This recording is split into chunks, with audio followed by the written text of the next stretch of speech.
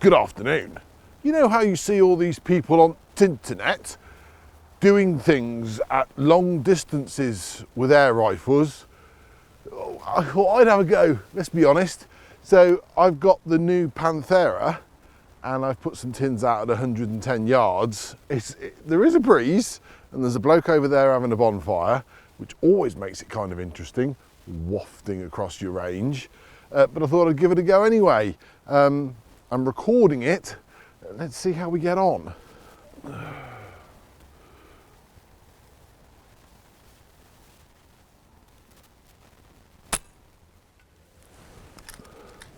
The wind's a bit to the right.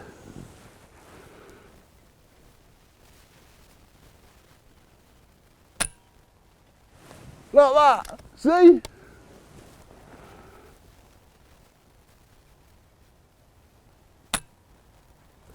Missed.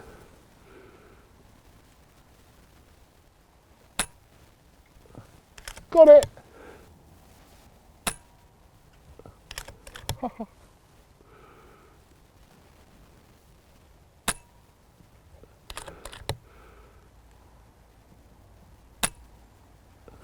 Oh, that one did a dance at the end.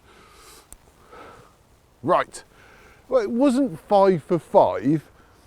But 110 yards off a wobbly camera tripod, because I don't have the super expensive tripods that you can get in America designed for this. No, I'm using a wobbly camera tripod, which means that I can't walk off and just leave this here. I have to, unclip it and take it with me. Before anyone complains on the old keyboard, I'm using the wrong bit of equipment. Either way, 110 yards on plinking tins. If I could just get a little bit more stable, I think I could do that a lot easier. And it's breezy from right to left. Please visit airgun101.com for the best videos from the best creators in the world. This video was on 101 before YouTube. This is the UK version of the sub 12 foot-pound Panthera in 177 caliber. In the high power format, FX have designed this as a PRS rifle to enter into the 2.2 rimfire market and take on competition shooting. However, it still throws lead downrange and can be used in this power for targets, pest control, and is a huge smile generator. So, sub 12, not really PRS, more new layout, more space, updated internal technology, and without doubt, not another FX Impact copy. When you open the hard case box, you get the rifle, magazine, filler adapter, and some instructions. The first thing you're going to want to do is put a bipod on the Panthera, as this rifle needs to stand up. Now, unless you have an Arca Swiss bipod, you need a Picatinny adapter thing, which you need to buy separately. But the rail does have loads of screw holes on the side and the front and the top and over the bit here that you can fit that to. But if you have a Picatinny bipod, you need the adapter. This little adapter is going to retail for around 25 quid in the UK. I do think that you should include at least one of them. Just saying. The magazines are new-ish, half new. The tops are thicker, and that's to accommodate the larger magazine opening to allow for possible slug use in high power versions. If you're using pellets, like I am, in the sub 12 foot-pound version, you still get the thicker lid, but it's filled on the inside to allow for pellets. It loads the same as the Crown and the Dreamline magazines, but it does have an extra O-ring on the top, and I would say it seats a lot better than earlier versions. FX have really set this sub 12 for pellets, and that is why it ships with a superior pellet liner. At the rear is a rubberized shoulder pad, which is adjustable. It can come straight out, or by undoing screws you can get it into all sorts of angles and positions. I can't make it move left or right, but it definitely helps you shoulder the rifle. The cheek piece is removable and can be changed from left to right, and I can see around 2 centimeters of adjustment. The 300cc bottle, which is filled to 250 bar, can of course be removed. That's the norm nowadays. Filling port is on the right, at the rear. I quite like it there. And the whole rear part of the stock is rigid, and I can't detect any flex in that. The main block is all new. On the right is the safety switch, and below is the 2-stage adjustable match trigger with blade. Now mine is great out of the box. I suggest you do not fiddle with the trigger, but if you must, you can set it to your liking. Then we have the cocking lever with the large handle on the side, and it works really well. It has a stay open function at the rear, ideal for range safety. No more flapping bolts. But you do go past that and forward through it every time you load, but it's very unnoticeable after a few cycles. It's smooth and it works very well. And the cocking handle can be moved to the left if you wish. It's just a couple of pins to remove, and the insert panel on the left swaps to the right. Vertical grip, they are being favoured in the world of PRS at the moment, and it's a good chunky ergo one that I see, which means you get optimal grip when you're holding the rifle. This will only take a vertical grip, as anything pushing backwards that way means that your hand is going to fall foul of that bottle. So it's ambidextrous, except for the loading and the gauges on the left. Top rail has 20 MOA built in, and it's numbered on the right for ease of scope swapping. On the left is the hammer spring power wheel. Now, I never know whether you're supposed to call it the micro or the macro. It's a power wheel. Only ever turn this when the gun is uncocked. Okay, so uncocked, you turn that, otherwise you can do some damage inside. In front of that is the dual manometers, or gauges for us layman's out there. Top is the red gauge and bottom is the bottle pressure. And when you shoot, you can see the rifle breathing because you see these gauges move with every shot. The whole thing runs via the AMP Mark II reg system and the new short impulse valve, which means a consistent snappy valve action with each shot. Then the clever part, the plenum, which is the micro plenum because it's sub 12. It sits in front of the block over the barrel. We do lose the whole plenum down the barrel thing with a sub 12 foot-pound rifle, but it's really not required for this level of power. Under that cylinder is a 14.75 inch Arca rail bar with lots of M-lock slots and a barricade block just there, should you wish to rest the rifle against any surface. It's serrated, which means it will give you a good grip.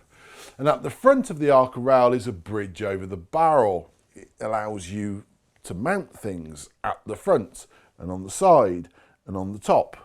Right at the front is a thread for a moderator, 1/2 inch UNF. Unlike the Impact and other rifles, it doesn't come with like the empty can moderator. It just stops there. Mounting a scope. Okay, that magazine is high. There it is, and it's similar to the Crown style or Dreamline style. You will need a high scope mount to clear it. I am hearing of the possibility of a low magazine in the future, but that is how it comes right now. So you will need to put some thought into setting and clearing the center part of your scope if you want to have it over the magazine area cutout. And my 500 barrel version is approximately 98 centimeters long, or 6 of my wife's homegrown carrots and a bit of cucumber. Unscoped, the Panthera weighs around £7, 12 ounces. On the underside, there's a port blank at the front, should you wish to move the charging port from the rear to the front. The trigger guard or trigger plate underneath is removable, and the barricade block at the front can also be removed, as can the Arca Swiss rail if you so wished.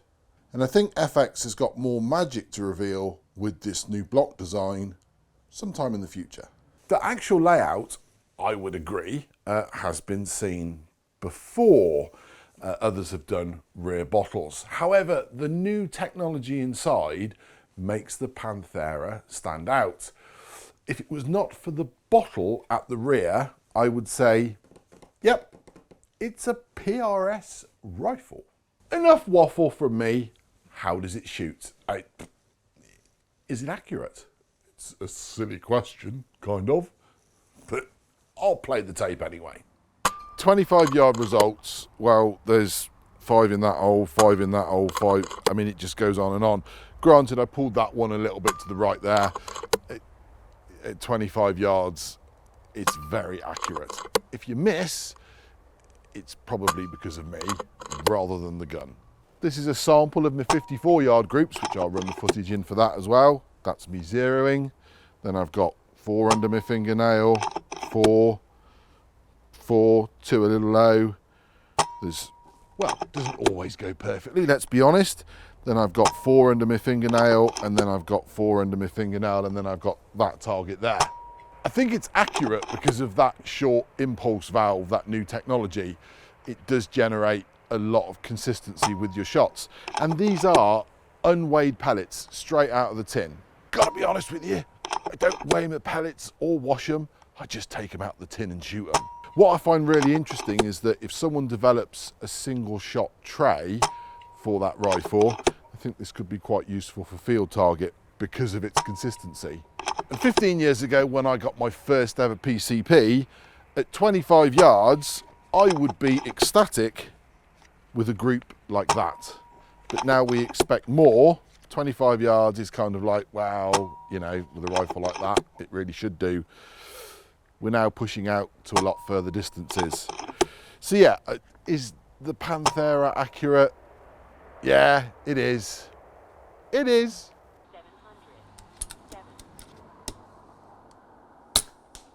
How about consistency with that single regulator? This is a shot string that I've caught, 19 shots. Unweighed pellets straight out of the tin. 17 of them are between 703 and 707 feet per second. I've got 2 anomalies, 698 and 691, but they are unweighed pellets. Failing that, everything else is within around 4 feet per second.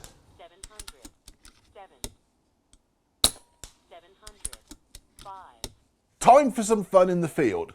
Don't spare the horses. Off we go. These little things are called trolls. They've got very, very small brains, and some say they're not overly intelligent. Some also say that actually they're kind of interrelated, if you know what I mean. Either way, I've put some of these out at 25 yards because I thought we'd see if we could make them dance for a bit of fun. And in my head, the ones that I've got out at 25 yards, they've all got their own individual names, which you'll probably never get to find out. It's my little secret. But here we go. Let's do a bit of troll bashing. Blew his arm off.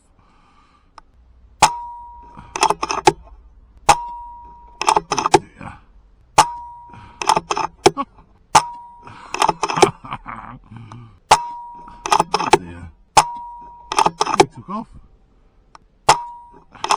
Oh, I took his arm off. Oh, he's gone. Last one. Oh, I took his head off on the last one. Look at that. It's just his body standing. I thoroughly enjoyed that. Look, there's lots of little feet still stuck to the box, and that one appears to have lost his head. That could be it just there. I'm going to have to find the rest of that in the field. Anyway, back to the review. Something to point out if you're going to bench this rifle, as I am. it's kind of like a plank of wood. It's like flat, it's like one piece all the way through, like that, except for the vertical grip and for the bottle at the back. So if you put a bipod on the front, the back kind of isn't high enough, if that makes any sense. And I know most rifles suffer with that, but this really suffers with it because it is so flat all the way through. And I'm sure coming soon, probably, someone will be making something that makes an adjustable bench pod for this. I haven't got that yet, so I've used a saber clamp on the bottle and a rip-off wobbly pod on the back, and it's really made the rifle nice and stable. So if you're going to bench the rifle, just be aware that you've got to make up this gap at the back.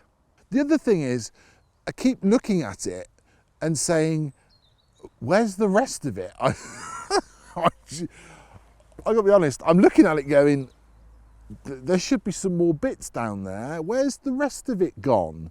But it's not there. It's just a bottle, a block and a barrel. So yeah, I do look at it and I'm like, there's definitely bits missing, you know. The other thing I was a little nervous of was any sort of flex.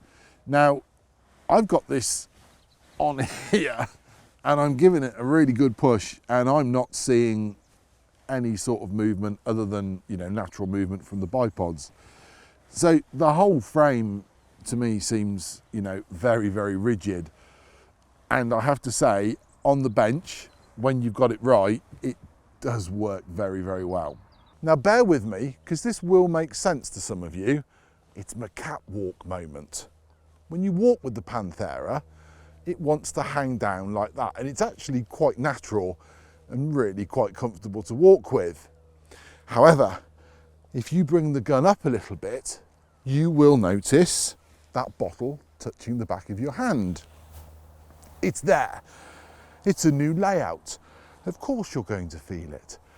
But as you walk a little bit more, if you bring the gun up, and a lot of you walk along like this, yes, you will feel that bottle on the back of your hand. But then there's no bottle at the front.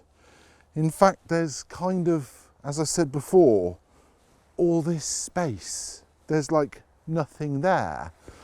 So it is so strange in a good way. And when you bring the rifle up and you want to shoulder it,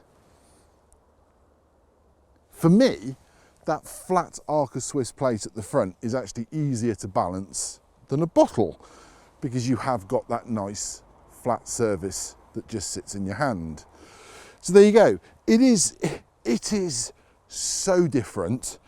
It's kind of, I'm learning this every day, but yes, you will feel that bottle at the back, and I can see why there's only a 300cc bottle there. But this space at the front, I could build an extension. What am I going to do? Maybe a swimming pool or something like that. Something to help my bad hip out. Actually, I nearly forgot. I just wanted to say that there is something else. If you're not going to use a bipod and you're walking around with this sort of ad hoc, you're not going to want to put it down on the left side because of those gauges. You're going to go plonk, and those gauges are going to go crack or scratchy. So yeah, wherever you put it down, don't rest it on those gauges. And on the right hand side, that nice big cocking lever is kind of protected by the windage turret if you were to put the gun down that way. But yeah, I can see some tears before bedtime with someone who is going to accidentally forget that and crack those. Just a thought. The next set of targets is 110 yards down there. I have adjusted my no limit mounts just a little bit to give me enough dial on the scope. There is a gentle breeze from left to right. It's going to throw the group out a lot at that distance. Let's just see how we get on.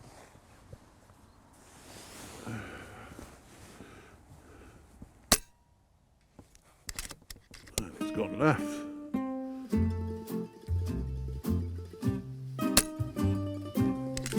Left again. But it's grouping. Coming back.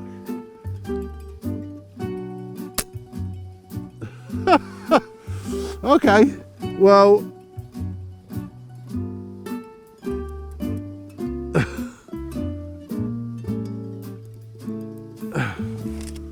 All right.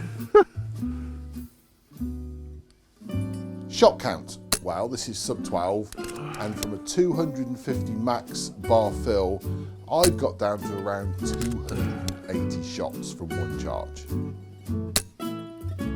That was the tin.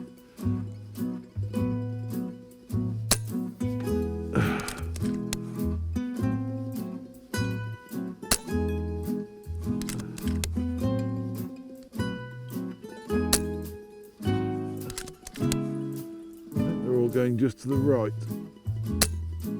There they are.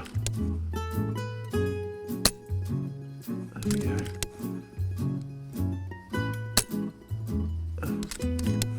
Let's come over. There we go. That's where the wind is. Just there. Here we go then. One. Touched it. Two. Three. Yeah, 110 yards, sub 12 foot-pound rifle. Yeah, it's a little too easy, I've done this a few times and it never ceases to amaze me, and I'm going to keep telling you about it because it blows my mind. 110 yards, sub 12 foot-pound rifle, 177, open field. I'm on top of a hill by the side of the Severn estuary, so we have got wind going through here, and that rifle is making a line there, and that says that the power is consistent. It is just the wind pushing it from right to left. And when the wind does die, it will group, and there's 3 or 4 in there, I think, in the same hole and the same there. And then as you adjust a little bit, you can bring it back to the middle. So this is the wind, not the rifle. And it still amazes me and puts a huge smile on my face when I get to do it. Tins at 110 yards now, minus the wind, it's not an issue for a rifle like the Panthera. What I would say, do not do pest control at 110 yards with a sub 12 foot-pound rifle. I'm hitting targets over, okay? It would not be the right thing to do pest control at that range. It is just a proof of concept as to how good that gun is. In this video, you're not going to see me stalking along a hedgerow like a gazelle or camoed up pretending that I'm going hunting, because I've got a bit of trouble with my right hip, but that's a different story altogether. What I would say though is that I have noticed that that stay open function there on the bolt at the side works really, really well in the field, and it just moves forward. It is actually really well put together. The other thing to point out on the gun is that you've got that barricade block there.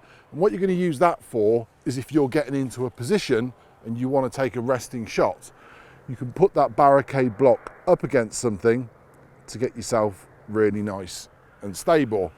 Failing that, you could always use the rail underneath to get yourself a nice level shot.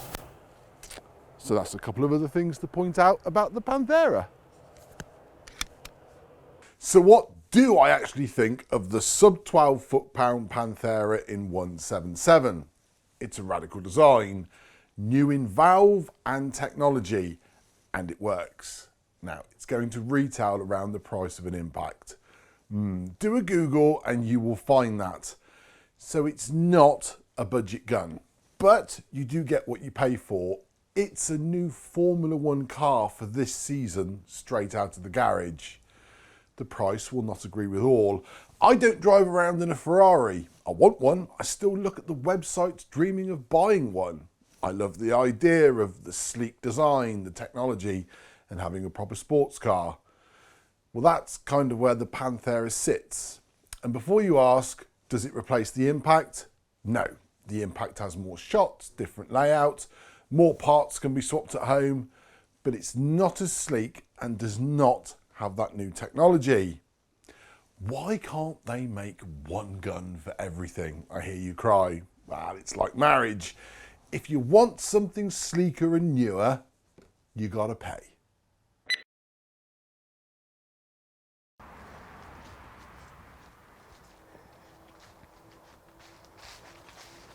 Giles! Giles! Where is he? Giles! Giles!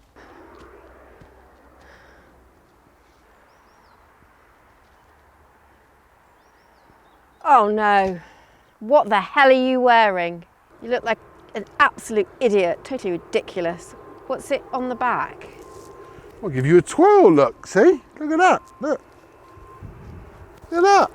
What are you supposed to be? Well, I'm the Panthera, of course. Look, it looks fantastic. Roar. Absolutely ridiculous, like a total idiot. Roar. You know there's people over there looking at you, don't you? Yeah, and they think I look absolutely fantastic. In fact, I think they're going to be really jealous and they're going to want one.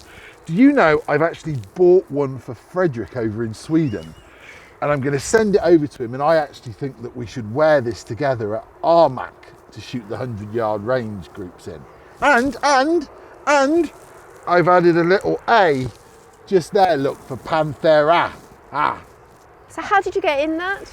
Well, granted, it was a little bit tight, and I did have to do a little bit of nipping and tucking here and there, but it fits really well, look. But you might need to give me a little bit of a hand to get out of it. No chance, no chance. You look like an absolute idiot. You need to go inside and get changed, out of that, back into normal clothes. You look like a moron. Oh. Rawr. Rawr. Rawr. Rawr. Rawr. Rawr. Rawr. Oh. Cool. Oh.